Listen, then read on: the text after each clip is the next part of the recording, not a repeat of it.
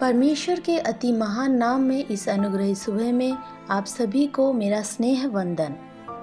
Romeo की पत्री 12वां अध्याय के पहले और दूसरे वाक्य में लिखा है, इसीलिए हे भाइयों, मैं तुमसे परमेश्वर की दया स्मरण दिलाकर विनती करता हूँ कि अपने शरीरों को जीवित और पवित्र और परमेश्वर को भावता हुआ बलिदान करके चढ़ाओ।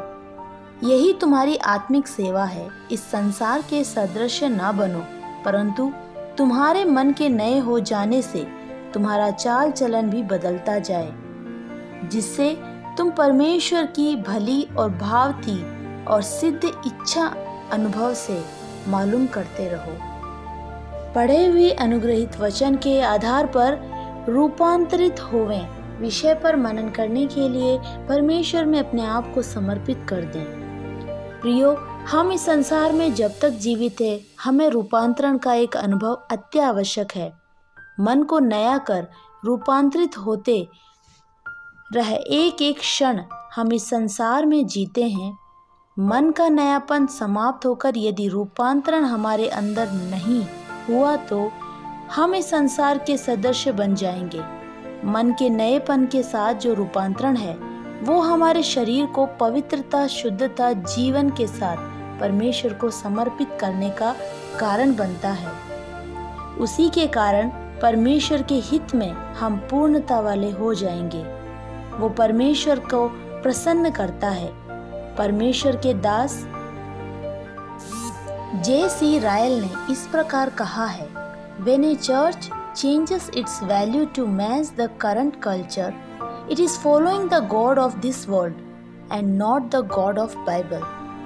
संसार के आज की सभ्यता के अनुसार अपने मूल्यों को सभा बदल देती है तो वो बाइबल के परमेश्वर का अनुसरण नहीं करते, पर संसार के परमेश्वर का अनुसरण करते हैं। संसार का परमेश्वर जब हमें संसार के सदस्य बनाता है, वहीं बाइबल का परमेश्वर हमें परमेश्वर के प्रतिरूप बनाता है।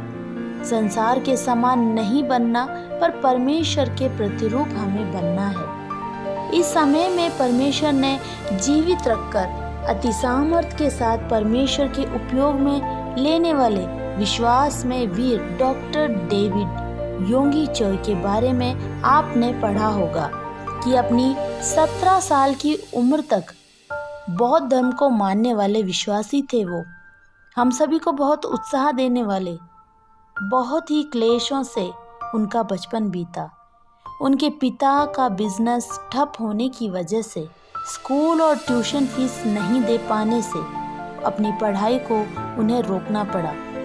इंग्लिश अच्छे से नहीं पढ़ पाने वाले योगी चो अपने घर के नज़दीक कैंप में रहने वाले अमेरिकन सैनिकों से बात कर बहुत ही जल्दी उन्होंने इंग्लिश सीख ली।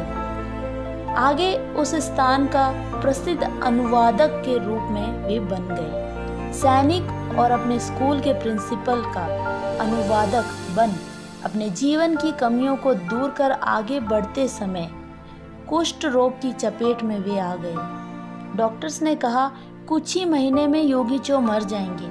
अपने विश्वास के अनुसार रोग से मुक्ति पाने के लिए सब कुछ उन्होंने किया, लेकिन वो और भी कमजोर होते गए। आंखों के सामने मृत्यु को देखकर जब वे अपने बिस्तर पर लेटे हुए थे तो उनके पास एक ईसाई धर्म को मानने वाली एक लड़की आई और उसने उनसे बातें की। फिर ऐसे कई दिनों तक ये लड़की योगी चो को सुसमाचार सुनाती रही। एक दिन योगी चो ने विरोधाभास में उस लड़की से कहा कि तू मुझे सुसमाचार मत सुना और यहाँ से चली जा। जानते हैं उस लड़की ने क्या किया? लड़की ने उस बिस्तर के पास घुटनों पर बैठकर प्रार्थना की। उस प्रार्थना का फल प्राप्त हुआ और योगी चो का हृदय परिवर्तित होने लगा। मन परिवर्तित हुए योगी चो को देखकर वो लड़की अत्यधिक खुश हुई और योगी चो को एक बाइबल तोहफे के रूप में दे दी। लेकिन ध्यान रहे, तब भी योगी चो को चंगाई नहीं मिली ही। फिर वे उसी बिस्तर पर लेटे लेटे बाइबल पढ़ने लगे। बाइबल पढ़कर उन्होंने अपना जीवन यीशु को समर्पित कर प्रार्थना की, प्रिय यीशु, मेरे पापों को क्षमा करना। आपका बनने की योग्यता मुझ में नहीं है, फिर भी यदि आप मुझे स्वीकार करते हैं तो मैं खुद को आपको देता हूँ। मुझे बचा ले प्रभु, मुझे स्वीकार कर ले। योगी चो की ये प्रार्थना परमेश्वर ने स्वीकार की। योगी चो को चंगाई दी। आगे वो परमेश्वर का प्रतिरूप बन गए। उन्होंने सुसमाचार सुनाना आरंभ किया और इस संसार के सबसे बड़े चर्च का फाउंडर परमेश्वर ने उन्हें बना दिया। लगभग 8 लाख रजिस्टर्ड विश्वासी उस भवन में आराधना करते हैं। योगी चो से उनकी जीत का रहस्य किसी ने पूछा तो उन्होंने 3 बातें बताई।